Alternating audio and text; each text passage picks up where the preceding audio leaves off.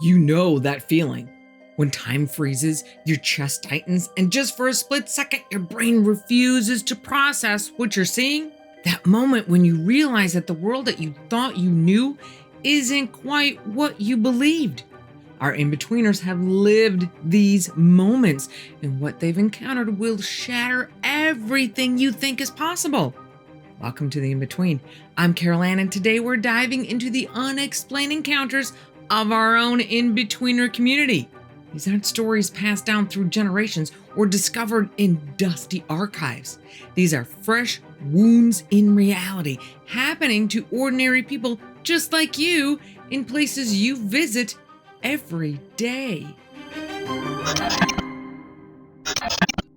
This in-betweener liked to remain anonymous, so we're going to call her Dee and her sister Jay. The year is 2009, about 9 or 10 o'clock at night, and Dee, who's 22, and Jay, who's 32, they're driving to the Walmart in the next town on a late-night run. They live out in the country of Bridgeville, Delaware, surrounded by fields. It's nice, but Bridgeville doesn't have any stores open that late. Dee's driving her car up to the stop sign at the end of the small neighborhood road. Across the street is cornfield as far as the eye can see. She looks to the left before she starts to pull away from the stop sign to go right when she hears a big smack on one of her windows. She throws the car in park, and both girls start looking around at the windows thinking that they must have hit an owl or a bat. Sounds funny, but stuff like that happens in the country. Neither of them see anything until they notice movement near the windshield wipers. Something with long limbs starts unfurling on her windshield. Dee and Jay are frozen in fear. On the windshield, they see something about 12 to 14 inches long, muted, sickly green in color with long legs and arms. The body looks emaciated, super skinny, and is segmented, with the first segment looking like a chest moving up and down like it's breathing, and the second segment looks like a stomach area. The body is connected to a segmented neck with an oval head, almost like that of your standard gray alien. It has two large eyes that are black like a spider's eye, and a mouth. No nose, no ears. Behind it are thin wings that are made of 4 sections, 2 pointing up and 2 pointing down. Dee and Jay are both just sitting there in the dark, staring at something that appears slightly humanoid, but mostly bug-like, with alien-looking features. Then it starts screaming. It sounds like the creature from The Thing. Both of them start screaming as whatever this thing is on her windshield is turning its head, looking back and forth between Dee and Jay. This thing is intelligent. Its eye contact is terrifying, with a stare that goes right into Dee's head and makes Dee feel like it's trying to dissect her soul. But at the same time, she can't seem to look away. Her fight or flight kicks in and she starts trying to get her seatbelt off. Her house is just off to the left. She can see it. So her plan is to make a run for it, leaving her parked but still running car right in the middle of the road and her sister along with it. But anything is better than staying right where she's at right now. Dee starts fighting with her seatbelt, which she can't quite seem to master because she can't take her eyes, or any other part of her brain for that matter, off of this creature. Jay sees that Dee's trying to make a break for it and grabs her arm, screaming, "Don't open the door!" They take their eyes off the creature to look at each other for the first time since this thing hit the car, and suddenly, the screaming stops. Their heads snap back to the windshield, and the creature is gone. They take a few deep, shaky breaths as Dee puts the car in drive, and the two continue on their way to Walmart in complete silence, like they're in shock. They get about 5 minutes down the road, and Dee says, "Did we just see what I think we did?" Jay says, if you just saw a fairy hit the front of your car, then yes. Since that fateful night, Dee has tried to rationalize what they saw. She has looked into stick insects, praying mantis, Luna moths, giant Dobson flies, but nothing comes close to what they saw that night. Both girls are convinced they encountered a fairy. Not a Peter Pan pretty pink fairy, but the old English ones that steal your baby and try to steal your soul. And who knows, maybe that chance meeting with the front of Dee's car not only changed Dee and Jay's life, but saved someone else's. Between that last story and this next story from our faithful InBetween friends, Deb and Rich, you're never gonna want to go shopping again. Just this past summer of 2024, Deb and Richard are in Walmart near their home in Washington State. And they're just patiently waiting in line, waiting for the elderly couple in front of them to move up far enough so that they can put their stuff on the checkout conveyor belt. When the elderly man starts backing up slowly. Deb takes a look to figure out what's going on here. Why is this guy backing up? And she sees him not just backing up, but trying to pull his cart back with both hands using all of his strength, but he can't. He looks like he's trying to back away from his wife. Confused as to what exactly is going on here, Deb looks at the wife and sees her pulling the cart forward and glaring at her husband. Then she looks at Deb, and Deb sees that the woman's eyes are 100% solid black. Freaked out, Deb immediately looks down, then looks at Richard, telling him, "Don't look at that lady's eyes." Without even knowing what the problem is, Richard starts scouting for a new checkout line. He goes a few feet away, finds another line, and motions to Deb to join him. As Deb is hurrying to join Richard, get as far away from that woman as she can, Richard can't help but steal a glance at the woman's eyes. Once they're all checked out and back to their truck, Richard says, "I looked at that old lady's eyes. I saw about a third of one of her eyes from the side.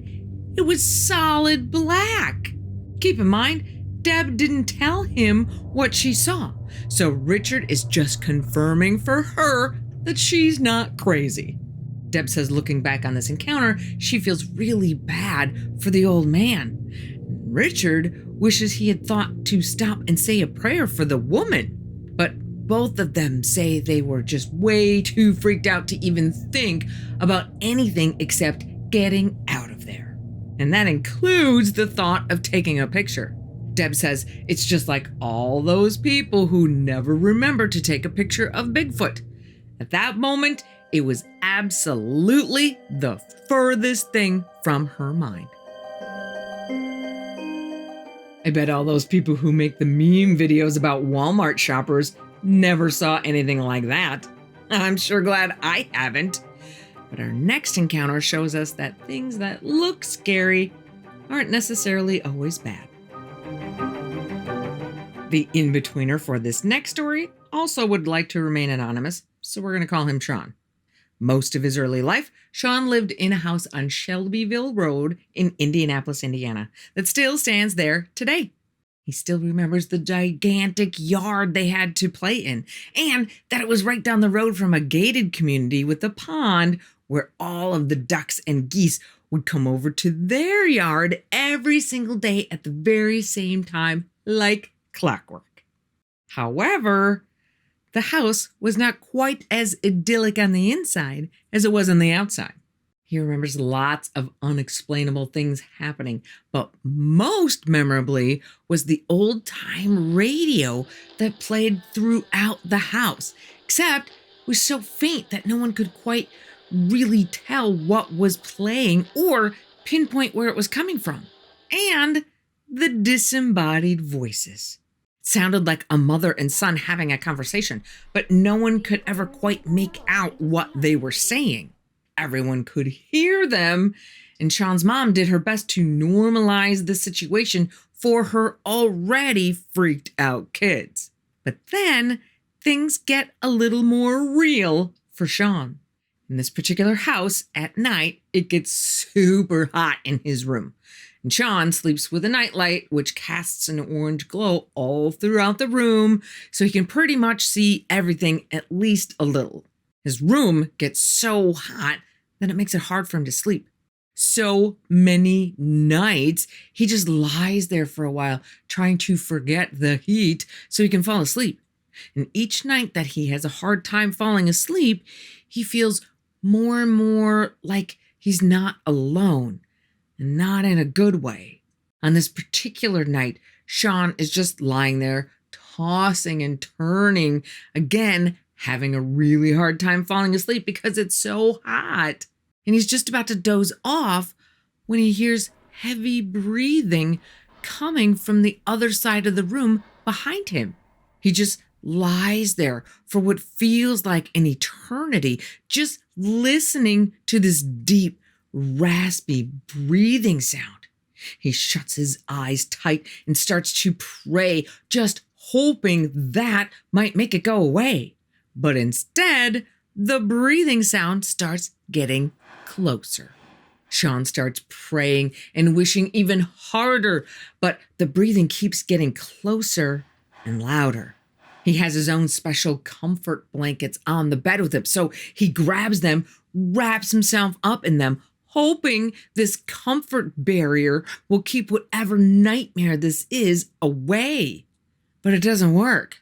As he lies there, sweating underneath these blankets, he hears the breathing getting closer and closer. And just as it seems this thing must be right over his bed, everything goes silent just for a moment. Sean opens his eyes, thinking he has to be dreaming, but the breathing starts up again right behind him. He musters the courage to take a peek, rolls over, and sees a woman standing over him with long, stringy blonde hair that covers most of her face. She doesn't look like a ghostly apparition. She looks like something solid, like a real person standing in his room. The nightlight in the room is casting shadows on her face, so he can't really see her features.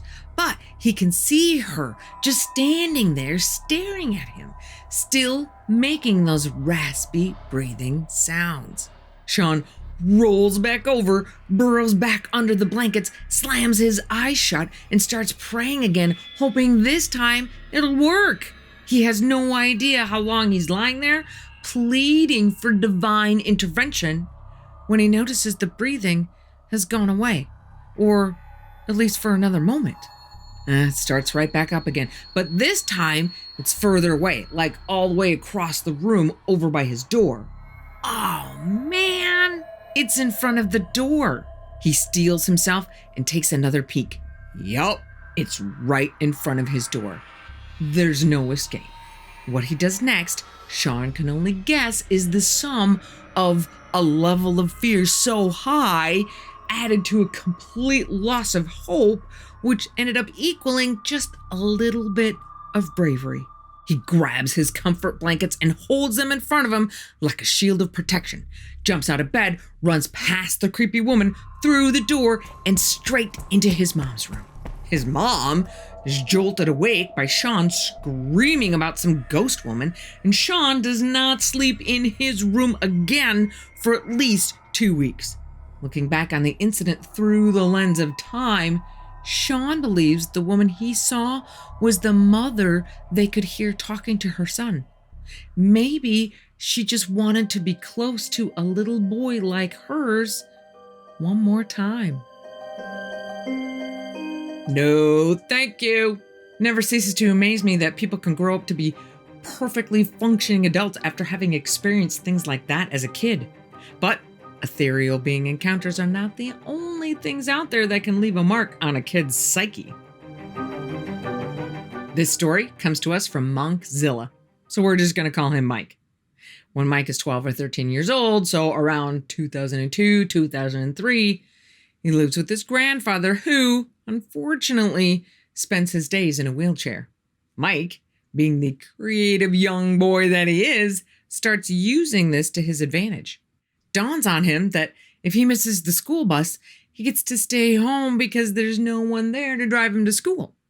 So he starts coming up with all kinds of excuses as to why he's missing the bus, from homeless people messing with him to mean older bullies, all of them complete fiction. One particular day, after creating yet another excuse to stay home, Mike decides to go visit a friend a few blocks away that he just happens to know is also not at school that day. So Mike jumps on his bike that's way too small and slow for him and heads out to his friend's house. As he pulls onto the street where his friend lives, a huge shadow engulfs him. He looks up and sees the largest bird he has ever seen flying right over his head.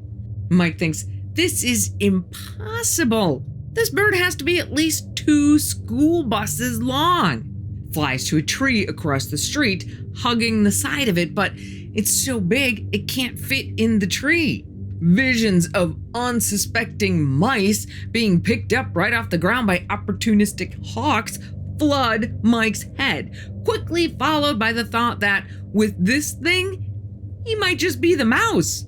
The bike he's on is way too small and slow to be of any help in this situation, so he ditches the bike and runs all the way home, waiting the whole time to feel the giant talons digging into his back. He gets brave enough to look over his shoulder a couple of times, but he doesn't see it again. He comes crashing through the front door of his house and immediately spills the entire terrifying scene to Grandpa.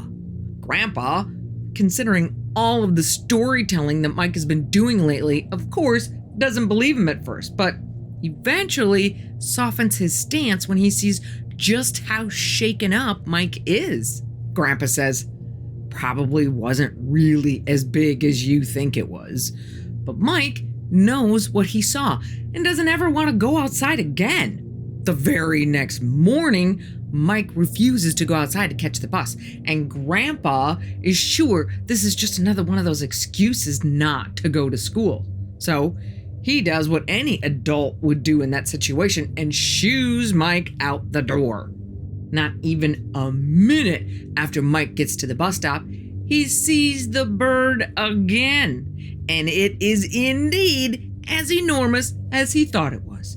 Now, he really doesn't feel like standing out there as bait with this thing flying around, so he immediately turns right around and runs back home, catching the wrath of Grandpa as soon as he walks in the door. But he doesn't care. He knows what he saw, and he doesn't care about the good laugh everyone has at his expense. They don't know what he saw. It isn't until the internet becomes more popular and stories from people just like Mike sharing their experiences of seeing something just like Mike saw start to get published that Mike can finally say, I told you so. And I thought the gigantic pileated woodpecker pecking at my house was bad enough. I hope to never see what Mike saw. But lest you start to think that all encounters with the paranormal are terror-inducing affairs, I leave you with this story. This story comes from yet another faithful in-betweener who also wants to remain anonymous, so we're just going to call him Chad. Chad, who's from Caboolture, Queensland in Australia, has worked as an RN in an aged care facility in Deception Bay for a while and has had some pretty interesting experiences. But the most interesting by far happened one night about 2 years ago while he was on night duty not long after he started working there. Chad has an older gentleman in his rounds for the night who is in the palliative care stage, so he doesn't have much time left. The man's room is in a secure unit within the hospital reserved for the dementia residents. And part of that security is having sensors on the doorways. So if somebody gets out of bed and wanders out of their room, the hospital staff is immediately notified and can go get them back into bed safely. So Chad checks on him regularly as the hours pass, and notices that his breathing pattern has changed to a particular pattern which serves as a heads up to caregivers that death is near. So Chad leaves the man's room and heads to the nurse's station so he can call the man's family to let him know that they might want to come now to say their last goodbyes. As he's looking for the paperwork for the undertaker, he hears the sensor on the man's doorway go off. Well, that's odd. The man has a personal caregiver who was in the room earlier, but then she left to go see another patient. And Chad can see the door of the man's room and hasn't seen the caregiver come back yet. So Chad gets up to go check on him with a little hint of intuition telling him the man has passed on. So he also grabs a stethoscope on his way. When he gets to the door, he sees another staff member coming through the secure door of the unit with the man's daughter. Chad turns off the door sensor and all three enter the room together. Turns out, Chad's intuition was right. The man had indeed passed on. And as Chad's going through the standard end-of-life checks just to make sure, the door sensor goes off again, even though Chad had already turned it off. Must be a glitch. He leaves the room so the man's daughter can have some time to grieve privately while he goes back to the nurse's station to call the undertaker and fill out the paperwork. As he's sitting at the desk, the bed buzzer, the thing that patients can press to call the nurse, goes off 3 times, each time sending Chad to the room to check on the daughter. The daughter tells him, "I haven't touched it." She says it goes off every time she gets up to leave. When she finally does leave, the personal caregiver goes in the room and opens the window in her belief that doing so lets the spirit out. And all is quiet in the room for the rest of the night. Since that night, Chad has put together a theory that would account for all of that strangeness. He thinks that when the man passed away, he came out into the hall to tell Chad he had died, tripping the sensor the first time. After a while, he decides to come back into the room, tripping the sensor the second time to let them know he was back. Not wanting his daughter to leave, he kept triggering the bed buzzer as a way to keep her around for just a little longer. Maybe that open window is exactly what he needed to be able to finally go home. I'm gonna be generous and not mention that a full 40% of our stories today are connected to Walmart. If you have a story you would like to share, whether it involves Walmart or not, feel free to send me an email at theinbetweentales@gmail.com, which is also included in the description below. And click right here if you'd like to hear more about the crazy things going on with your fellow in-betweeners. It's an entire playlist of these gems just for you. Be careful out there, and I will see you here again on the In-Between.